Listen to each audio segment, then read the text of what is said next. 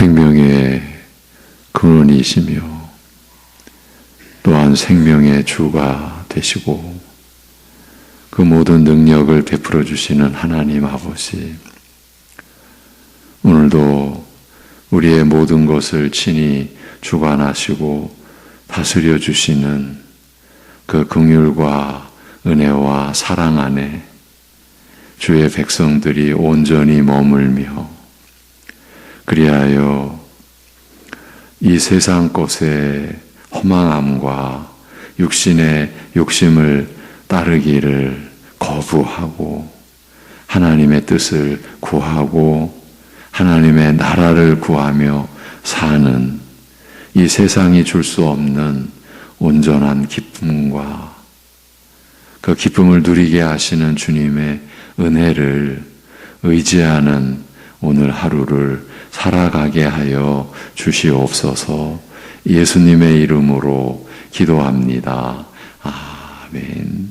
로마서 6장 15절에서 19절 같이 보시겠습니다. 로마서 6장 15절에서 19절까지입니다.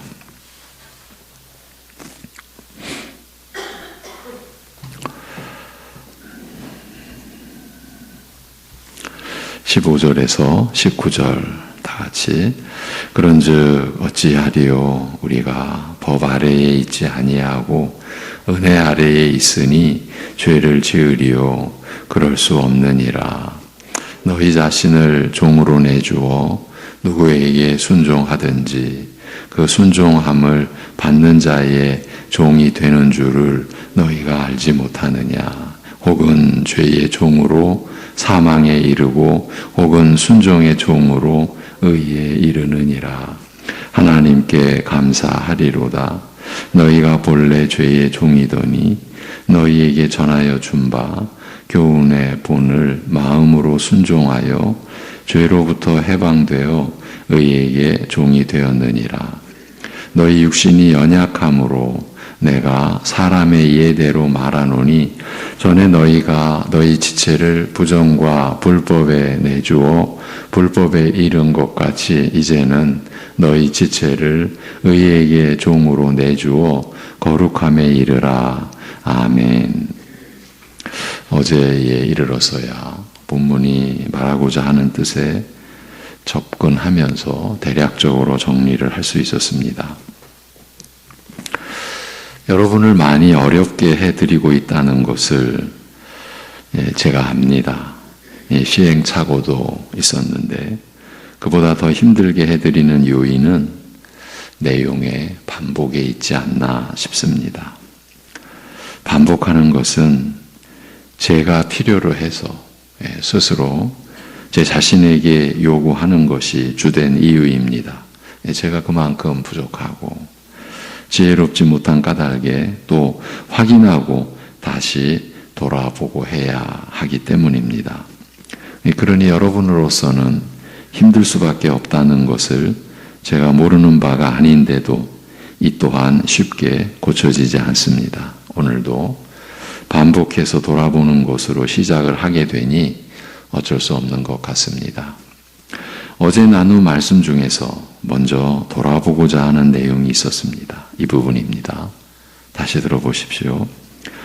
결국에 바울 사도는 죄의 종이 되어 죽음에 이르렀을 때와 마찬가지로 이제는 은혜 아래에 있게 하신 그분과 그분의 말씀에 순종하여 의에 그 생명에 이르러야 하는 것 아니겠느냐는 이 말을 하고자 한 것이라고 여겨집니다. 그리고 이 말을 전하기 위해서 율법 아래에 있지 않고 은혜 아래에 있다고 해서 죄를 지을 것인가 라고 물으며 그럴 수 없다고 한 바울 사도는 율법 아래에 있는 것과 은혜 아래에 있는 것의 결정적인 다른 점은 결국은 누구에게 자신을 종으로 들여 순종하는가, 곧 그 순종의 대상이 누구인가에 있는 것이라고 설명합니다. 그러니까 순종의 대상이 다른 점, 그것이 차이점이라는 거죠. 그리고 그 결과에 대해서도 분명하게 밝혀놓았습니다. 율법 아래에서는 죄의 종이 되어 죽음에 이르는 것이고, 은혜 아래에서는 순종하여 의에 이르게 되는 것이라고 말입니다. 바로 이 내용을 더 살필 필요가 있다는 것을 어제 이 내용을 전해드리면서 직감하고 있었습니다. 다시 생각해 보자는 것은 율법 아래에 있는 것과 은혜 아래에 있는 것의 결정적인 다른 점, 차이점은 결국은 누구에게 자신을 종으로 들여 순종하는가, 곧 그 순종의 대상이 누구인가에 있는 것이라고 한 이 내용입니다. 아시다시피 되돌아보는 것이 전혀 새로운 내용이라는 때문은 아닙니다. 이미 이 내용, 이 관련 내용을 앞에서 며칠 동안 다뤘기 때문입니다. 그러니까 율법 아래에 있든지 은혜 아래에 있든지 어느 쪽에 속해 있든 이들 아래에 있다는 것이 무슨 고정된 상태를 의미하는 것은 아니다. 바로 이것입니다. 제가 지금 고정된 상태는 아니다. 이렇게 표현했습니다. 그렇지만 고정된 상태를 가리키는 것은 아니다라고 한 것도 적절한 표현이라고 하기에는 뭔가 부족합니다. 이 표현이 자칫하면 율법 아래나 은혜 아래나 이들 아래에 있는 본래의 의미를 훼손시킬 수 있기 때문입니다. 율법 아래에 있는 것은 곧 하나님의 심판 아래에 있는 상태를 가리키지 않습니까? 우리가 율법 아래에, 은혜 아래에 이렇게 하나님의 말씀을 따라 말하는데 이 내용과 이 의미를 모른다면 우리가 그런 말을 나누는 어떤 의미도 없는 거죠. 분명히 알아야 되죠. 그리고 로마서 자체에서 율법 아래에 있는 것은 곧 하나님의 심판 아래에 있는 상태. 그러니까 율법의 정죄의 기능에 의하여 하나님의 심판 아래에 있는 상태를 가리키는데 이 사실은 변하지 않습니다. 율법 아래에서는 심판 외에, 그러니까 율법 아래에서는 심판 외에 다른 그 어떤 것도 기대할 수 없습니다. 그런데도 고정된 상태를 의미하는 것이 아니라고 한 것은 율법 아래에 있든지 은혜 아래에 있든지 우리 안에서는 지금 무슨 일이 벌어지고 있기 때문입니다. 율법 아래에 있는 것이나 은혜 아래에 있는 것이나 그 결과가 확정되어 있다고 해서 그 아래에 있는 사람들이 두 손 두 발이 다 묶인 채로 있는 것과 같이 꼼짝 못하고 그 결과가 임하기만을 기다리는 상태는 아니라는 말입니다. 어느 경우든지 살아있는 사람은 죽은 사람같이 움직이지도 못하고 활동하지도 못하고 있는 것은 아니지 않습니까? 율법 아래서든지 은혜 아래서든지 살아서 움직이고 있지 않습니까? 바로 이 이야기를 하는 겁니다. 바로 이 점을 부각시키려는 의도로 고정된 상태가 아니라는 표현을 사용한 것입니다. 그러면 우리 안에서 어떤 일이 일어나고 있는 것입니까? 이 질문도 좀 표현을 달리해야 할 것 같습니다. 우리가 지금 무엇을 하고 있습니까? 나는 무엇을 하고 있는 것입니까? 이렇게 각자 자신에게 묻는 것이, 우리 자신에게 묻는 것이 본문 말씀이 우리에게 준 선물, 곧 하나님의 은혜가 아닐까 하는 생각이 듭니다. 그만큼 이 질문이 중요하게 느껴지고 있기 때문입니다. 우리는 지금 무엇을 하며 살고 있습니까? 나는 지금 무엇을 하고 있는 겁니까? 이런 생각도 해봅니다. 우리가 이 질문을 선물로 여길 수 있는 것은 이 질문에 대한 답이 이미 주어져 있기 때문이 아닌가 싶은 겁니다. 그래서 그 답을 더 확실하게 하고 더 온전히 이해하기 위해서는 이 질문이 필요했던 것이 아닌가 이렇게 보는 겁니다. 왜냐하면 답은 주어져 있는데 질문을 알지 못하는 경우 그 답은 제대로 기능을 할 수 없을 수 있기 때문입니다.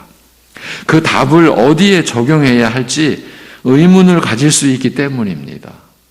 너무 어린 나이 같은 발상인지 모르겠지만은 우리 산수, 수학 답이 있습니다. 그런데 문제가 없습니다. 이런 경우를 한번 생각해 보십시오. 지금 그런 이치입니다.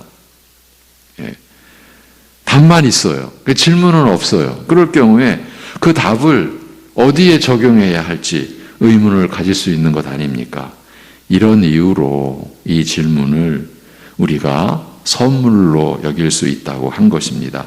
그 답을 제대로 알고 모르고의 차이는 우리가 감당할 수 없는 간격이 있기 때문입니다. 다시 질문을 해봅니다. 우리가 지금 무엇을 하고 있는 겁니까? 나는 지금 무엇을 하며 살고 있는 겁니까?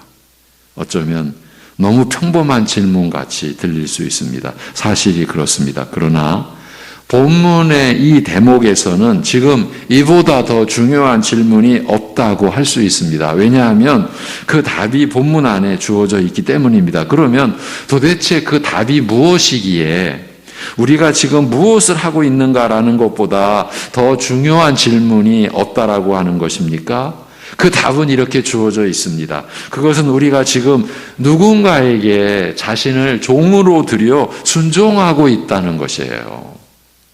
우리가 지금 누군가에게 자신을 종으로 드리고 있다. 종으로 내어주고 있다고 하는 그 말씀입니다. 그러니 내가 지금 무엇을 하고 있는가라는 것보다 더 중요한 질문이 있을 수 있겠습니까? 내가 지금 누군가에게 자신을 종으로 드리고 있다라고 말씀하고 있으니까요. 나는 지금 누구에게 나 자신을 종으로 드리고 있는가? 나는 누구에게 순종하고 있는가? 오늘 저와 여러분이 자신에게 하는 질문입니다. 로마서 6장의 말씀 안에서 하나님의 은혜로 할 수 있게 된 질문입니다. 서두에서 언급했었지만 이렇게 반복하고 또 반복하는 것은 이제 어느 정도는 짐작들 하시겠지만 바로 우리의 모습 때문입니다.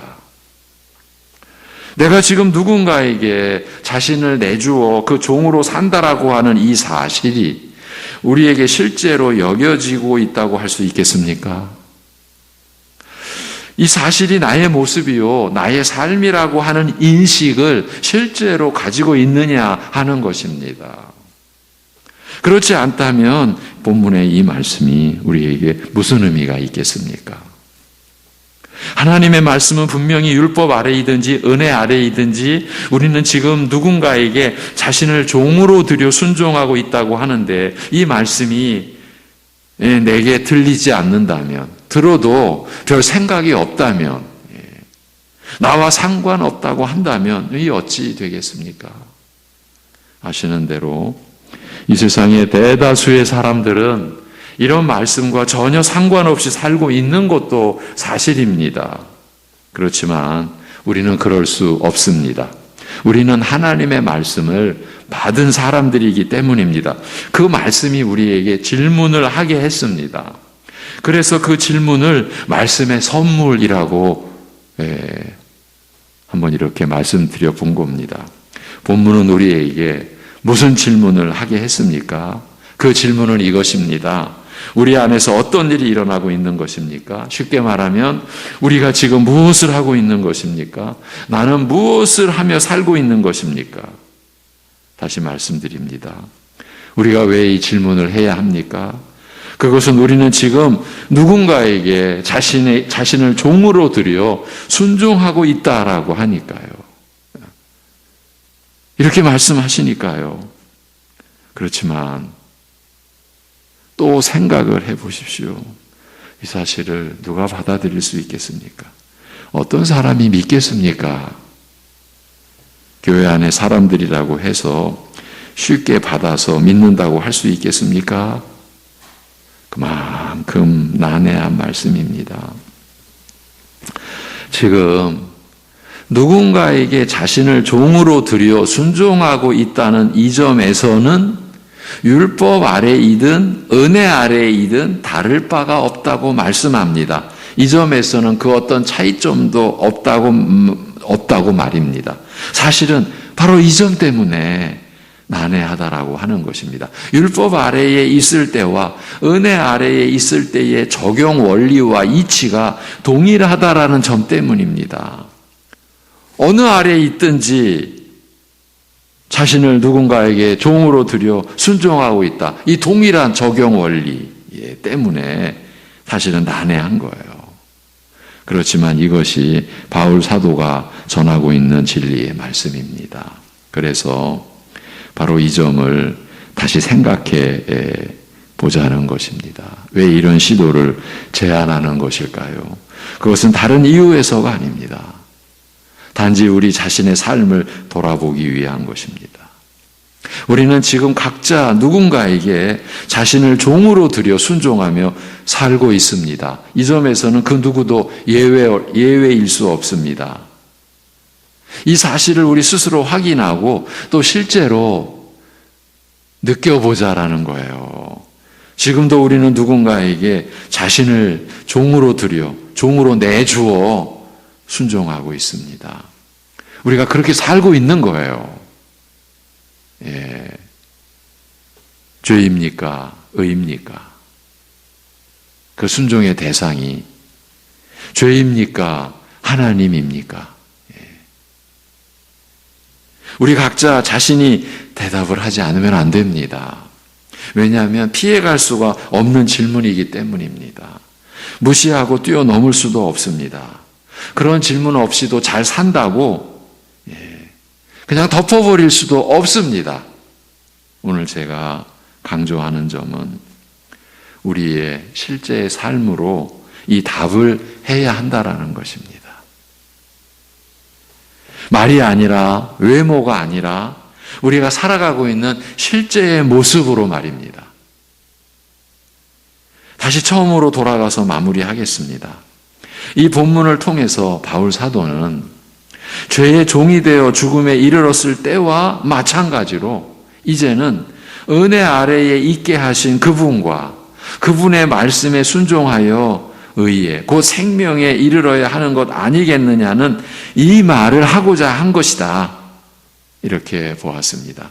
그리고 이 말을 전하기 위해서 율법 아래에 있지 않고 은혜 아래에 있다고 해서 죄를 지을 것인가라고 물으며 그럴 수 없다라고 하는 바울 사도는 율법 아래에 있는 것과 은혜 아래에 있는 것의 결정적인 다른 점, 그 차이점이 결국은 누구에게 자신을 종으로 들여 순종하는가, 그 순종의 대상이 누구인가에 있는 것이라고 설명했습니다. 그리고 그 결과에 대해서도 확실하게 밝혀놓았습니다.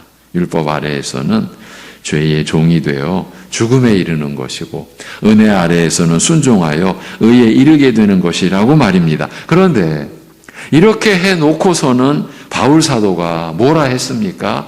하나님께 감사하리로다. 너희가 죄의 종이었으나 너희가 넘겨진 바 그 가르침의 본을 마음으로 순종하였으며 이 가르침의 본, 우리말 성경으로는 교훈의 본, 이것도 여러분 꼭 짚고 가야 합니다. 여기서 본이라고 하는 표현을 또 썼습니다. 이건 내일 우리가 보겠습니다. 그러니까 죄의 종이었던 너희가 넘겨진 바 그 가르침의 본을 마음으로 순종하였으며 그 결과 죄로부터 자유하게 된 다음 의에게 종이 되었느니라고 이렇게 말하고 있습니다. 너희는 본래 죄의 종이었으나 주어진 교훈의 본을 마음으로 순종하여서 죄로부터 자유하게 되어 의에게 종이 되었다고 하지 않습니까? 앞에서는 14절에서는 죄가 너희를 주관하지 못하리니 이는 너희가 율법 아래에 있지 않고 은혜 아래에 있기 때문이라고도 선언했고요. 한마디로 너희가 은혜 아래에 있게 되었고 의에게 종이 되었기 때문에 이런 말씀을 전하며 권고한다라고 하는 말입니다. 사도가 지금 그리스도 밖에 있는 외인들에게, 불신자들에게 하는 말이 아닙니다. 오늘 우리도 신자로서 이 말을 받고 있는 것입니다. 그런 우리에게 지금 은혜 아래에 있는, 그리고 이제 의에게 종이 되어 있는, 종이 된 우리에게. 야, 이 표현도 참 어렵습니다. 예. 예. 이 참, 은혜 아래에 있다. 의에게 종이 되었다. 제가 어렵다라고 한 것은, 이 원문에서의 이 시제, 과거냐, 현재냐, 현재라고 하는 것은 지속 상태라는 걸 의미하고요. 또 과거도 과거에서 일어났던 일, 그걸로 단순하게 표기한 것이 있고, 또 과거에서 일어난 일이 지금까지도 관련이 있고 영향이 있고, 이런 이 성경 원문은 이러한 것을 밝혀놓고 있기 때문이거든요. 그래서 너희가 이제는 의에게 종이 되었다 라고 하는 것은 과거에서 일어난 일을 표현을 해요. 그럼 과거에서 일어난 일이라고 해서 오늘 우리와 아무 관련이 없는 것이 아니지 않습니까? 그래서 이 말씀의 일꾼들은 이런 본문을 놓고 사실은 또 묻고 고민하고 이렇게 하게 되지 않을 수가 없습니다. 왜냐하면 이것이 여러분의 삶과 다 직결되는 것이기 때문에. 이 부분은 또 다음에 기회가 되면 말씀을 드리기로 하고 이제 정리를 합니다. 지금 그러니까 한마디로 바울 사도는 이 로마서를 받는 그 성도들, 너희라고 하죠. 너희가 은혜 아래에 있게 되었고 의에게 종이 되었기 때문에 내가 지금 성령 안에서 성령의 인도하심을 따라 여러분에게 이 말씀을 전하며 권고한다. 이 말인 거예요. 사도가 지금 그리스도 밖에 있는 외인들, 불신자들에게 하는 이 말이 아니에요. 오늘 우리도 그리스도를 믿는 신자로서 그리스도와 연합된 그 진리를 확실히 믿고 있는 우리로서 이 말씀을 받고 있는 거예요. 그런 우리에게 너희가 자신을 종으로 들여 순종하는 자에게, 곧 너희가 순종하는 자에게 너희가 종이 되는 줄 알지 못하는가? 죄의 종이 되어 죽음에 이르든지 순종하여 의에 이르든지, 우리말로는 순종의 종으로 의에 이르든지 하는 것을 알지 못하는가? 이렇게 지금 우리에게 묻고 있는 거예요. 바로 율법 아래가 아니라 은혜 아래에 있는 신자요 성도된 우리에게 이렇게 묻고 있다라는 것이 사실 얼마나 엄중하고 또 한편으로는 얼마나 두려운 일입니까? 예. 어떻게 보면은 그냥 스쳐 지나가듯이 보고 읽고 넘어가면 이런 일도 있구나, 이렇게 되는 면도 있구나, 이렇게 넘어갈 수 있는데 이것이 우리의 실제다. 지금 우리가 현실에서 누군가에게 지금 본문은 그것이 죄냐 의냐 곧 하나님이냐 이렇게 제시를 하죠. 지금 우리가 그 대상에게 나를 종으로 내주며 살고 있다라는 거예요.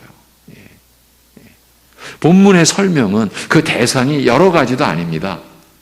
딱 둘입니다. 죄냐 의냐, 달리 말하면 죄냐 하나님이냐, 또 달리 말하면 사탄이냐 하나님이냐. 이것이 신자의 삶의 오늘의 현실인 거예요. 어제도 그랬고 오늘도 그랬고 앞으로도 그럴 것이다. 그렇다면 우리는 내가 사는 실제의 삶, 하나님만이 아시고 보시고 내 마음에 모든 것을 다 아시는 하나님 앞에서 우리가 답을 해야 하는 거 아닙니까? 우리가 기도하는 것도, 하나님의 말씀을 우리가 보고 듣는 것도 그 답을 하기 위함 아니겠습니까? 이런 내용이 사실은 저도 힘들어요. 특히 어젯밤도 힘들었습니다. 이거를 그냥 넘어가지, 제 자신도 연약하고 넘어가지질 않는 거예요. 그래서 불가피하게 서두에 제가 여러분을 많이 힘들게 해드립니다. 오늘도 그랬습니다. 기도하겠습니다. 하나님 아버지,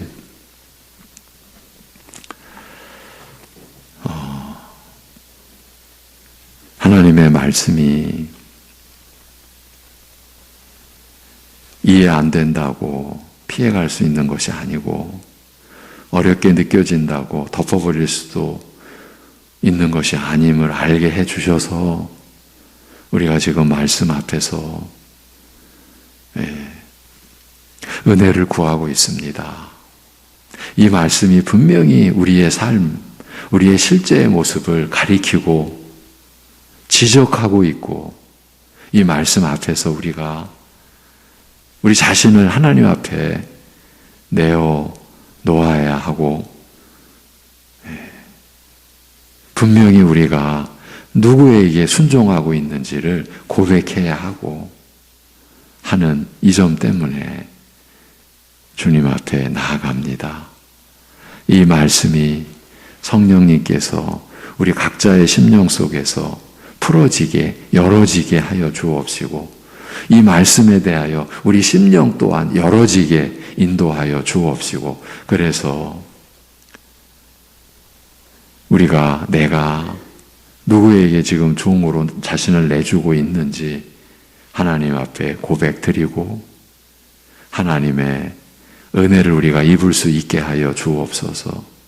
우리가 은혜 아래 있기 때문에 의에게 종이 된 자이기 때문에 우리에게 이 말씀을 주시는 하나님의 그 마음, 하나님의 뜻을 우리가 알도록 깨닫도록 하여 주시옵소서. 아버지 하나님, 우리의 심령이 너무 무뎌져서 우리의 거듭난 신앙 양심이 너무 굳어져 버려서 이러한 말씀의 은혜에 대한 감동도 전혀 받지 못하고 그저 무감각한 자 된 것 같이 되지 않게 우리의 심령을 주의 말씀으로 마치 밭을 갈듯이 씨가 심겨질 밭이 되도록 밭을 갈듯이 우리의 마음을 굳어져 있는 마음이라면 개간하여 주셔서 이 말씀의 씨앗을, 이 말씀의 은혜를 우리가 받고 그리하여 하나님 앞에 우리가 덤벙덤벙 넘어가는 게 아니라 내 영혼의 고백을, 내 마음의 진정한 하나님 앞에서의 고백을 드리며 그래서 주님의 은혜를 구하며 우리가 살아갈 수 있게 하여 주시옵소서. 하나님 아버지, 참으로 이러한 말씀의 은혜가 우리에게 실제적으로 느껴지고 그 은혜를 우리가 분명히 받고 있고 우리가 이 말씀을 따라 살고 있음을 우리 스스로가 하나님 앞에 고백드리고 또 내보일 수 있는 우리 모두로 삼아주시고 인도하여 주옵소서. 아버지 하나님, 오늘도 여러 가지 상황 속에 우리 성도들이 놓여 있습니다. 힘들고 또 어려운 또 중대한 일을 감당해야 할 그러한 과정에 있는 지체들 붙들어 주시고 그 안에서 더욱 주님을 의지하게, 그래서 주님의 선하심과 인자하심을 더욱 신뢰하고 주님께 모든 것을 맡겨드릴 수 있게 인도하여 주시옵소서. 주 예수 그리스도의 이름으로 기도하옵나이다. 아멘.